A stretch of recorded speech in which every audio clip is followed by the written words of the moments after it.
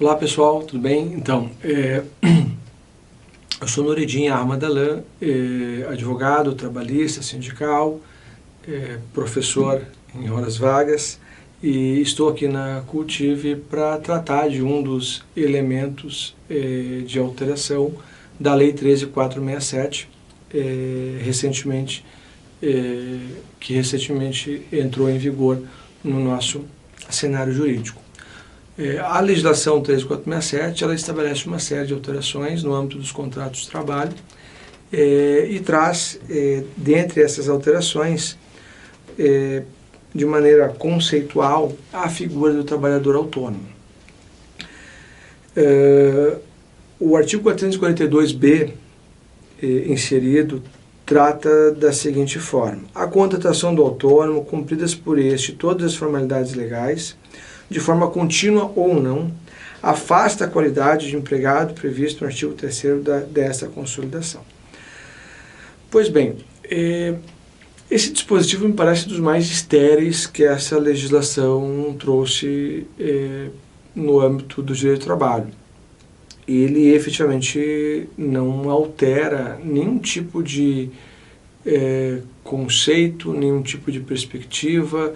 Ele não altera absolutamente nada em relação a tudo aquilo que se entendia como um contrato, um trabalho de autônomo, um trabalho regido pela CLT. Pelo contrário, ele tenta buscar uma assertiva de trabalhador autônomo e não me parece fazer sentido essa assertiva quando os requisitos do contrato de trabalho, os requisitos da configuração ou não da relação de autônomo ou da relação de emprego continuam os mesmos. Ou seja, não obstante se chame ou se tenha um contrato formal na condição de autônomo, como a lei dá a entender que essa formalização pode viabilizar, digamos, a aceitação, a admissão desse modelo de contrato, ainda que isso exista, um dos princípios fundamentais no âmbito da relação do direito do trabalho, do contrato de trabalho, das relações do direito do trabalho, é o princípio da primazia da realidade. Ou seja, os fatos sobrepõem-se à forma, a realidade sobrepõe a forma. E o artigo 452b e seus parágrafos, inclusive já alterado pela medida provisória 808 de 2017, entrou em vigor no dia 11 de novembro a legislação e 4 dias depois, dia 14 e 15, tínhamos já uma medida provisória alterando vários requisitos relativos ao trabalho autônomo. Insisto, me parece das questões mais desnecessárias e estéreis. Os elementos que definem a relação contratual de emprego, ou seja, o vínculo de emprego, eles continuam presentes, insisto, no mundo dos fatos, a partir do princípio da primazia da realidade.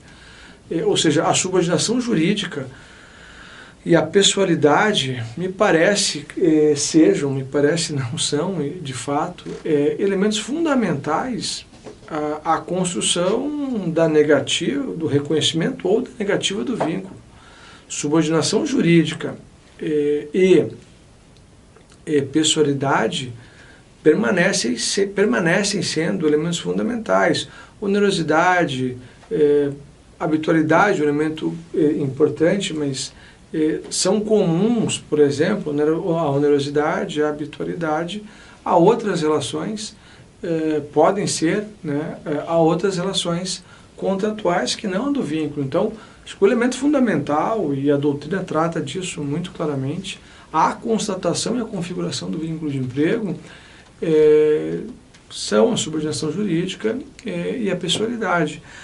Então, de nada vale uma lei assertiva no que diz respeito à validação do trabalho autônomo quando eu me desapego desses elementos do autônomo em relação ao aspecto de realidade, insisto, do mundo dos fatos. E ainda que o parágrafo 1º estabeleça que é vedada a celebração de cláusula de exclusividade no contrato previsto no caput, no contrato de autônomo, Também a exclusividade nunca foi elemento necessário à configuração do vínculo de emprego. Então, exclusividade não é elemento de vínculo de emprego. Então, exclusivo ou não, ele pode ou não ser autônomo, é um elemento absolutamente estéril também. Parágrafo 2º, não caracteriza a qualidade de empregado prevista no artigo 3º o fato de o autônomo prestar serviços a apenas um tomador de serviços. É outro elemento absolutamente estéril e desnecessário, porque não se configurará o vínculo de emprego ou não pela quantidade de prestadores de serviços, pela quantidade de empregadores ou de prestadores de serviços que o sujeito que está prestando atividade tenha. Por quê? Porque a exclusividade não é elemento do vínculo de emprego, não é elemento essencial ao vínculo de emprego, não é elemento necessário ao vínculo de emprego, nem nunca foi. E o parágrafo 3º traz uma redação absolutamente confusa e de uma atecnia. O autônomo poderá prestar serviços de qualquer natureza a outros tomadores de serviços que exerçam ou não a mesma atividade econômica sob qualquer modalidade de contrato de trabalho, inclusive como autônomo. Ou seja, é difícil até tentar compreender o que quis dizer aqui o texto legal, porque a redação, inclusive, é uma redação ruim. Mas insisto, essa ratificação, essas assertivas relativas ao contrato autônomo não alteram os elementos do vínculo de emprego, ou seja, o princípio da primazia da realidade prevalece. A forma, um contrato, uma condição sustentada como de autônomo que não atende os requisitos do contrato autônomo, e os requisitos do contrato autônomo não estão conceituados e dispostos no artigo 442b.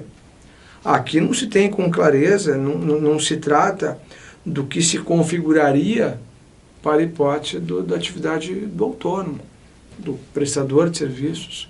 Ou seja, seguimos nos remetendo à perspectiva de que prevalecem os elementos do artigo 3º na ideia de verificação e identificação do vínculo de emprego, independentemente de como essa relação seja nominada. Então não é a nomenclatura, não é a formalidade, não é o contrato firmado com base no artigo 442b da CLT que estabelecerá a condição do autônomo. Seguramente prevalecem os requisitos relativos ao vínculo de emprego: pessoalidade, onerosidade, subordinação jurídica, habitualidade e, óbvio, um que é sine qua non, que é pessoa física ou pessoa natural. Esses elementos que vão definir, vão inseri-lo numa regra de vínculo ou não. Então, me parece, e de fato o texto, inclusive o texto situa motoristas, representantes comerciais, corretores de imóveis, parceiros, não sei o que a legislação quer dizer com parceiros, e trabalhadores de outras categorias profissionais reguladas por leis específicas relacionadas a atividades compatíveis com o contrato de autônomo, desde cumpridos os requisitos do caput, não possuirão a qualidade de empregado previsto no artigo 3º. Insisto, de nada vale a tentativa de conceituar o contrato autônomo como aquele em tese formal. Ou seja, e me parece que quando ele remete ao caput, a contratação do autônomo cumprida por esses formalidades legais, de forma contínua ou não, afasta a qualidade de empregado prevista no artigo 3º. Ou seja, para se identificar a contratação do autônomo, é necessário se perquirir as condições, se investigar as condições relativas à existência ou não dos elementos relativos ao vínculo de emprego. Então, impressionante. O parágrafo 6º trata do óbvio. Presente a subordinação jurídica, será reconhecido o vínculo de emprego. Então, inclusive, ele até sugere, ele dá a entender que se tiver presente a subordinação jurídica, ou seja, se fizermos uma análise aqui sistêmica do que tratou todo o artigo 442b, entenderei que o único elemento que o artigo reconhece como excludente do vínculo de emprego se trata da subordinação jurídica.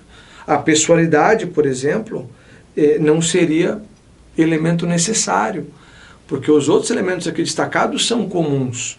Onerosidade, habitualidade, são comuns ao vínculo de emprego, são comuns a qualquer relação, vínculo ou não. Como eu disse, habitualidade em alguma medida mais ou menos, mas quando o parágrafo 6º traz textualmente que presente a subordinação jurídica será reconhecido o vínculo de emprego, eu posso compreender que então a pessoalidade deixa de ser um elemento necessário à configuração do vínculo. Ou seja, a redação de fato é ruim, a técnica é confusa, é contraditória e absolutamente desnecessária. Ele tenta, me parece, trazer para o mundo das relações contratuais uma assertiva de que o autônomo seria uma solução, uma assertiva, uma validação da relação de autônomo. Mas não traz nada diferente nos elementos de discussão dos contratos de trabalho, diferente do que existe na CLT, do que a doutrina traz, insisto, questão absolutamente pacificada, questão absolutamente equilibrada, equalizada por toda e qualquer corrente doutrinária. Ou seja, o texto legal é de uma desnecessidade e de uma impropriedade técnica violentas, agressivas, ostensivas, e de fato, como vários capítulos, como vários trechos dessa reforma, uma afronta até a boa técnica processual, boa técnica do direito e a boa técnica até da língua portuguesa. Agradeço, um abraço, até a próxima.